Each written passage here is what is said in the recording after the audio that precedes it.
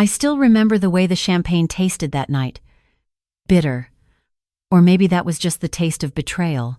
My retirement gala was held at the Grand Regency Hotel in downtown Seattle, the same place where my late father had held the grand opening celebration for Chen's Fine Furniture 35 years ago.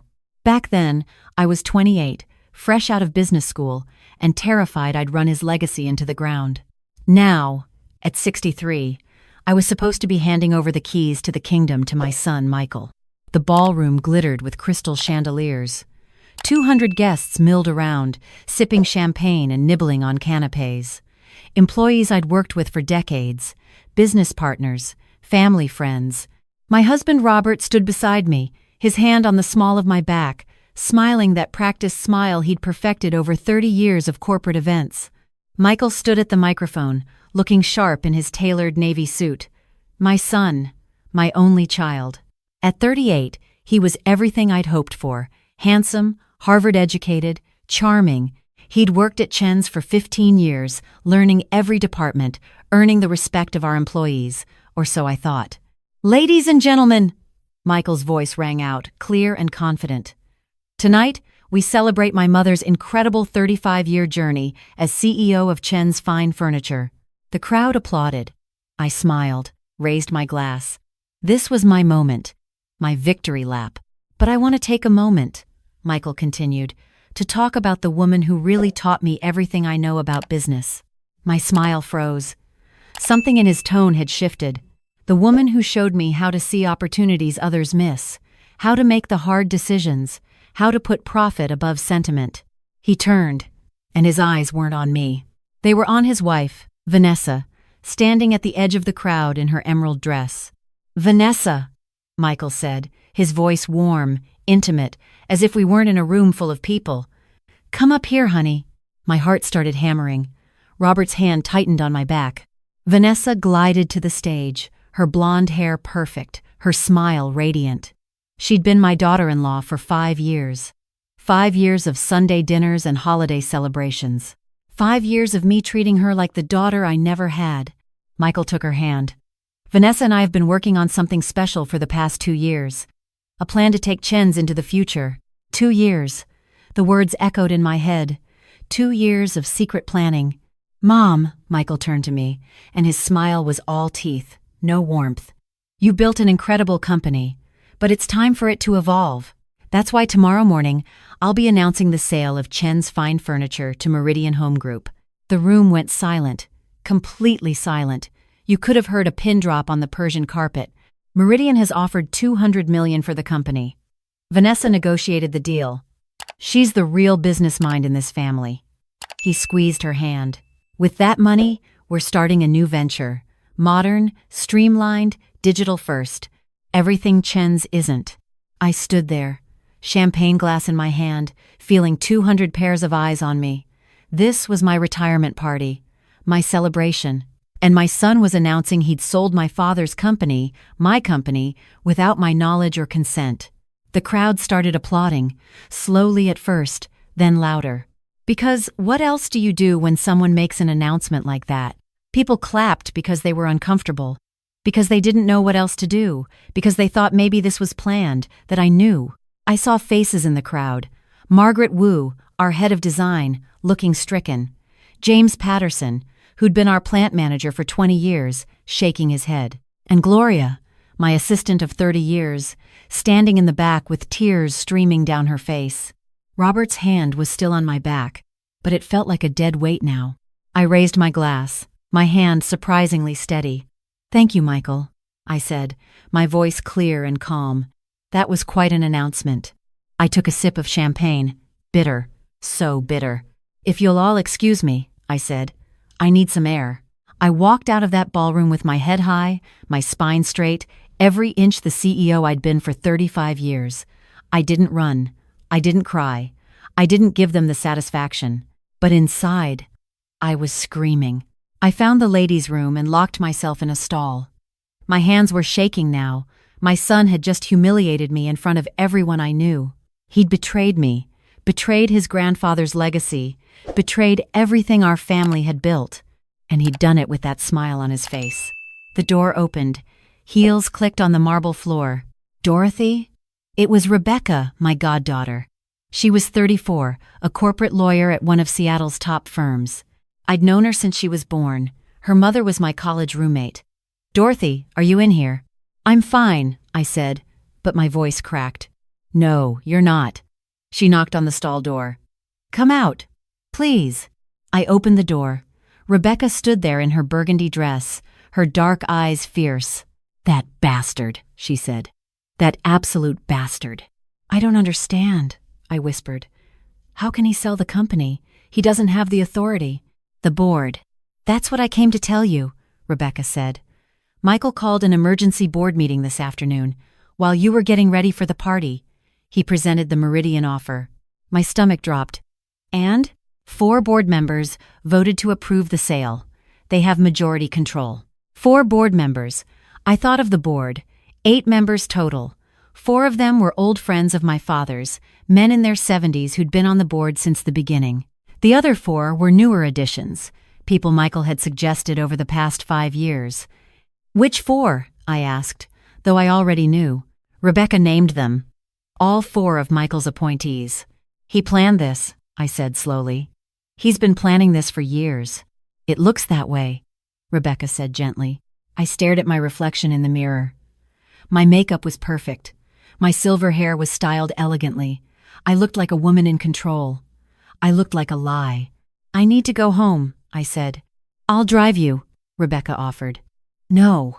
I straightened my shoulders. I came in my own car. I'll be fine. But I wasn't fine.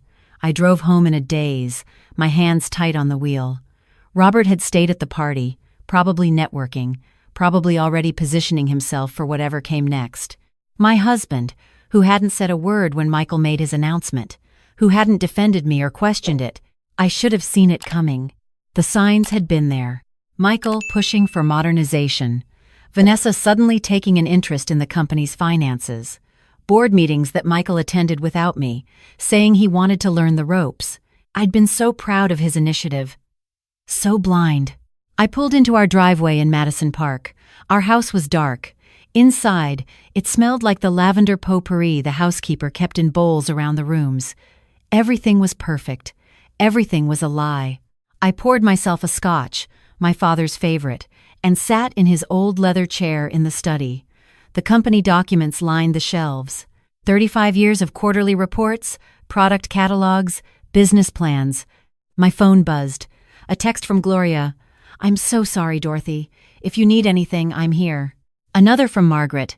This is wrong. We're with you. More messages rolled in. Employees, friends, people who knew this wasn't right. But messages of support didn't change the facts. Michael had sold the company. The board had approved it. Tomorrow, the announcement would be official, and Chen's Fine Furniture would belong to Meridian Home Group. I thought about my father. He'd started Chen's in 1955, a Chinese immigrant who'd saved every penny to open a small furniture shop in Pioneer Square. He'd built it from nothing, through decades of hard work and sacrifice. When he'd gotten sick, I'd taken over, fresh out of business school and terrified. But I'd grown the company, expanded it, turned it into a regional powerhouse, and my son had sold it like it was nothing. My phone rang. Michael. I almost didn't answer. But I did. Mom, he said. His voice was careful, measured. I know that was a shock. A shock? I kept my voice level. You sold my company, Michael, without telling me. Technically, it's not just your company anymore. I'm the incoming CEO. I have the authority. You have the authority I gave you. The words burst out. I trusted you. I groomed you to take over, to protect what your grandfather built. And that's the problem, Mom. His voice hardened. You and Grandpa built a company for 1,955. It's 2025. We need to adapt or die. Meridian is offering $200 million. $200 million! We'd be fools not to take it. We? I said coldly. You mean you and Vanessa? Vanessa understands modern business. She has an MBA from Stanford. She's helped me see that Chen's has been coasting on nostalgia for years. Get out of my house. Silence. Mom, you're not living here anymore. You and Vanessa. Get out. "This is my house too," Michael said. "Dad will let us stay." "Of course." Robert, my husband who'd said nothing, done nothing. "Then I'll leave," I said, and hung up. I booked a room at the Fairmont Olympic. I packed a bag, got in my car, and drove downtown. Robert called twice. I didn't answer. That night, alone in a hotel room, I cried for the first time. Not just for the company, for my son, for the person I thought he was. But by morning, the tears were done. I woke up at 6, ordered room service, and started making calls. First, I called Rebecca. "Can you come to my hotel? I need legal advice." She arrived within the hour, carrying her laptop and a briefcase. "Okay," she said, settling into the chair across from me. "Let's talk options." The board vote was legitimate. Michael does have the authority as incoming CEO to negotiate the sale. But what? The sale hasn't closed yet. It won't close for at least 60 days. During that time, you still have some power. What kind of power? You're still CEO until the official transition date, which is what, 2 weeks from now? 12 days, I said. 12 days. During that time, you can call a board meeting. You can present counter-arguments. You can try to sway the vote. 4-4, I said. Even if I convince my father's old friends to change their minds, it's a tie. Then we break the tie, Rebecca said. The company bylaws state that in case of a tied board vote, the decision goes to a shareholder vote, and you own 40% of the company shares. I sat up straighter. Who owns the other 60%? Michael has 20%. Robert has 20%.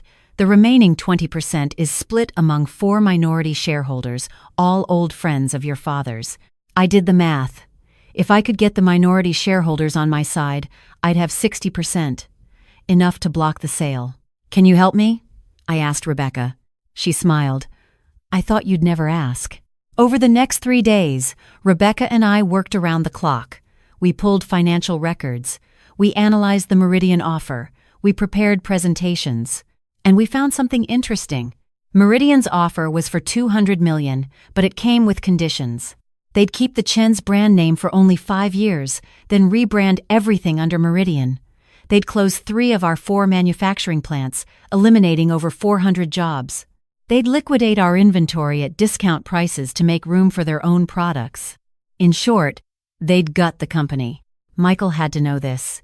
He had to know that accepting this deal meant destroying everything we'd built. Unless he didn't care. I called each of the 4 minority shareholders.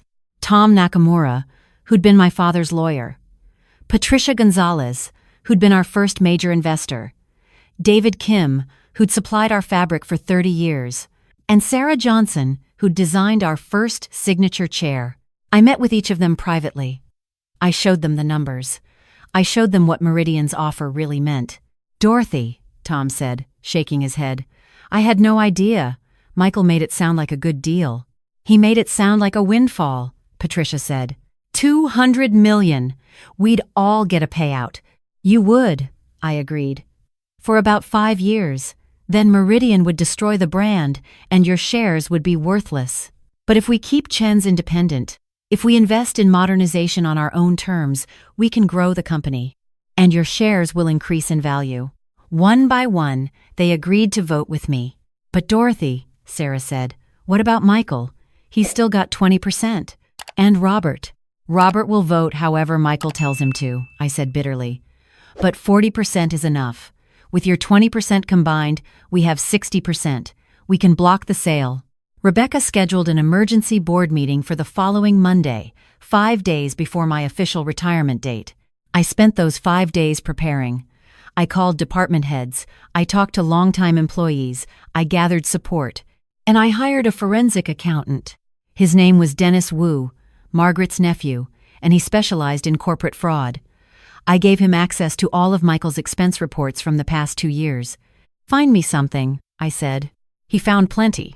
Michael had been billing personal expenses to the company, lavish dinners that were supposedly client meetings but had no client names attached, a company credit card used for a week-long vacation to Maui, payments to a consulting firm that turned out to be a shell company registered to Vanessa. It wasn't massive fraud, maybe $75,000 over 2 years, but it was enough. "This is embezzlement," Dennis said, showing me the reports. Clear as day. Can you testify to that? I asked. In court? Absolutely. Monday arrived. The board meeting was scheduled for 10 a.m. in the Chen's conference room. I arrived early, dressed in my navy Armani suit, my father's jade pendant around my neck for luck. Rebecca was with me, carrying her briefcase. Inside were copies of Dennis's forensic report, documentation of Meridian's real plans for the company, and a new business proposal I'd spent the weekend writing. The board members filed in. The 4 younger members Michael had appointed looked confident. My father's old friends looked nervous. Michael arrived last, with Vanessa beside him. He looked surprised to see me. "Mom," he said, "I didn't think you'd come. This is my company," I said quietly. "Until Friday, I'm still CEO." We took our seats. Charles Brennan, the board chairman and my father's oldest friend, called the meeting to order. "We're here to discuss the proposed sale to Meridian Home Group," Charles said. "Dorothy has requested time to present an alternative proposal." Michael leaned back in his chair, arms crossed. This should be interesting. I stood up. Rebecca handed me the remote for the projector. "Gentlemen, ladies," I began. 2 weeks ago, Michael announced the sale of Chen's to Meridian for $200 million. On the surface, it seems like an attractive offer, but I'd like you to look deeper. I clicked to the first slide. It showed Meridian's acquisition history. In the past 10 years, Meridian has acquired 12 regional furniture companies. Within 3 years, 11 of those companies no longer exist. Meridian stripped their assets, closed their plants, and absorbed their market share. Click. Next slide. Here's what Meridian's offer really means. 5-year brand retention, then full rebranding, closure of 3 manufacturing plants, liquidation of inventory, elimination of over 400 jobs. In short, Chen's fine furniture will cease to exist. I saw Tom's face harden. Patricia shook her head. "Now, you might say that's the price of progress. That $200 million is worth it." I clicked again. "But let me show you what we could do instead." For the next 20 minutes, I presented my alternative plan: investment in e-commerce, partnerships with interior designers, a new line of sustainable furniture using reclaimed wood, expansion into the millennial market with modular, affordable pieces. "This plan requires a $30 million investment over 2 years," I said, "but our projections show it could increase our revenue by 40% within 5 years. And we keep our employees. We keep our legacy. We keep Chen's." Michael was frowning now. "Mom, that's all very nice, but where are you getting $30 million? From the same place you were going to get $200 million. Investors. The difference is, I'm not selling the company, I'm expanding it. No investor is going to back a 70-year-old furniture company run by a 63-year-old CEO. Actually," Rebecca stood up, "I have letters of intent from 3 venture capital firms interested in this proposal. Combined investment of $35 million. In exchange for 15% equity. Dorothy has already secured the funding." That wasn't entirely true. We had expressions of interest, not signed deals, but Michael didn't need to know that. "This is ridiculous," Vanessa spoke up for the first time. "Meridian is a sure thing. $200 million, cash, done. Why would we risk?" "Because it's not your risk to take," I said, looking at her. "You're not family. You're not a shareholder. You have no voting power here." Her face flushed red. "Mom," Michael's voice was hard. "You're embarrassing yourself. The board already voted." "The board can vote again," Charles interrupted. "That's why we're here. Dorothy has the right to present an alternative." "Fine," Michael said. "Let's vote. All in favor of accepting Meridian's offer?" 4 hands went up. Michael's 4 appointees. "All in favor of Dorothy's proposal?" 4 hands went up. Tom, Patricia, David, and Sarah. 4 to 4, Charles said, "which means according to our bylaws, this goes to a shareholder vote." Michael's face went pale. "What? Shareholder vote?" I repeated. "I own 40%. Tom, Patricia, David, and Sarah own 20% combined. That's 60% against the sale." "I own 20%, Michael said. "Dad owns 20%. "Robert is here to cast his vote," I said. "He can explain his decision himself." Everyone turned to look at the door. Robert walked in, looking older than his 65 years. He wouldn't meet my eyes. "Robert." Charles said. "The board is tied. As a 20% shareholder, your vote is critical. How do you vote?" The room was silent. Robert looked at Michael, then at me, then down at his hands. "I vote with Dorothy," he said quietly. Michael shot to his feet. "Dad, what the hell?" "Sit down, Michael," Robert said, and there was steel in his voice I hadn't heard in years. "I should have said something at the gala. I should have stopped you then. But I'm saying it now. This company is your mother's legacy, your grandfather's legacy, and you don't get to destroy it." "The vote is decided," Charles said. 60% against the sale. The Meridian deal is rejected." Michael stared at me, his face contorted with rage. "You can't do this. I'm the incoming CEO." "About that," I said. I nodded to Rebecca. She opened her briefcase and pulled out Dennis's forensic report. "Over the past 2 years," Rebecca said, her voice calm and professional, "Michael Chen has embezzled approximately $75,000 from Chen's Fine Furniture. He's used the company credit card for personal expenses, created fraudulent expense reports, and funneled money to a shell company controlled by his wife." She slid copies of the report across the table to each board member. "This is bullshit!" Vanessa shouted. "It's documented fact," Rebecca said.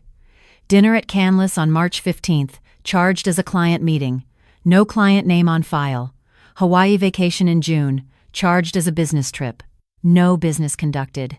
Payments to Cascade Consulting Solutions, a company registered to Vanessa Chen for services never rendered. I can go on." Michael's face had gone from red to white. "You can't prove." "I can." Dennis Wu stood up from where he'd been sitting in the back of the room. "I'm a forensic accountant. I've analyzed every transaction. This is embezzlement. Clear cut." Charles looked at Michael with something like pity. "Michael, is this true?" Michael's jaw worked. "It's not. Those were legitimate expenses." "Then you'll have no problem explaining them to the police," I said. "The police?" Vanessa's voice was shrill now. "I've already filed a complaint," Rebecca said. "Detectives are waiting outside to take statements." "You're bluffing," Michael said, but his voice shook. I walked to the door and opened it. 2 Seattle PD detectives stood in the hallway. "Thank you for waiting," I said to them. "You can come in now." Michael backed away from the table. "Mom, please, don't do this. I'm your son." "You sold my company," I said, and my voice didn't shake at all. "You humiliated me in front of everyone I know. You embezzled from a business your grandfather built with his bare hands. And you did it with a smile on your face." I turned to the detectives. "This is Michael Chen. He's the one you want to talk to." "Michael Chen," the taller detective said. "We'd like you to come with us to answer some questions about financial discrepancies at Chen's Fine Furniture. I'm not going anywhere without my lawyer." "That's your right," the detective said. "But you need to come with us now." Michael looked at Vanessa. She was already edging toward the door. "Vanessa Chen," the second detective said. "We need to speak with you as well." Her face crumpled. This was all Michael's idea." "You can explain that at the station," the detective said. They led Michael and Vanessa out. Michael looked back at me once, his face full of hate. I felt nothing. The board members sat in stunned silence. "Well," Charles finally said, "I think we need to discuss next steps for leadership transition." "There won't be a transition," I said. "I'm withdrawing my retirement." Charles blinked. "Dorothy, I'm 63, not dead," I said. "This company needs leadership that understands its values, that respects its legacy. I'll stay on as CEO for another 5 years. During that time, I'll implement the modernization plan and identify a new successor." I looked at Tom, Patricia, David, and Sarah. "If the board approves," Tom smiled. "All in favor?" 8 hands went up. Even Michael's 4 appointees, looking shell-shocked, voted yes. "It's unanimous," Charles said. "Welcome back, Dorothy." Rebecca and I left the building together. It was just noon, but I felt like I'd lived a lifetime since that morning. "You did it," Rebecca said. "We did it," I corrected. My phone buzzed. A text from Gloria. "Michael and Vanessa just got taken out in handcuffs. Everyone's cheering." I smiled. Actually smiled. The Meridian deal fell through, of course, but that was fine. I spent the next 6 months securing real VC funding, not just letters of intent. $35 million from a group that believed in Chen's vision. Michael and Vanessa were charged with embezzlement. They pled guilty to avoid trial. Michael got 2 years probation and 10,000 hours of community service. Vanessa got 18 months probation. They were also ordered to repay the $75,000. More importantly, they were banned from ever holding a corporate position at Chen's again. Robert and I got divorced. It was quiet, civil. We'd been living separate lives for years anyway. He moved to a condo downtown. I kept the house. And Chen's? We launched our sustainable furniture line 6 months later. By the end of the year, revenue was up 28%. Millennials loved our modular designs. Interior designers featured our reclaimed wood pieces in magazines. My father would have been proud. I did eventually retire, 5 years later, at 68. But this time, I chose my successor carefully. Rebecca left her law firm and became CEO. She was smart, principled, and she understood what Chen's meant.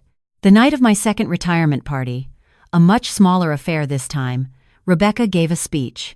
Dorothy Chen didn't just build a company, she said. She protected a legacy. She showed us that you can modernize without losing your soul, that you can adapt without betraying your values, that sometimes the hardest thing to do is also the right thing. Everyone applauded. Real applause this time. Not that uncomfortable clapping from 5 years ago. I stood up to say a few words. I thanked the team. I thanked Rebecca. I thanked everyone who'd stood by me when it would have been easier to go along with Michael's plan. And I thanked my father, who taught me that a business isn't just about profit. It's about people. It's about legacy. It's about doing the right thing, even when it's hard. Especially when it's hard. I still own 40% of Chen's. Rebecca owns 20% now. The company is thriving. Last year, we opened a showroom in Portland. This year, we're expanding to San Francisco. Michael reached out once, 3 years after the embezzlement case. He wanted to apologize. He wanted a chance to make things right. I met him for coffee. He looked older, humbled. He said all the right things. But when he asked if there was any way he could come back to Chen's, maybe in a consulting role, maybe just to be part of the family business again, I said no. Some betrayals don't get second chances. He nodded like he expected that. We finished our coffee. We hugged goodbye. I haven't heard from him since. Sometimes people ask me if I regret turning in my own son, if I wish I'd handled it differently. I don't regret it. Not for a second. Michael made his choices. He chose money over family. He chose ego over legacy.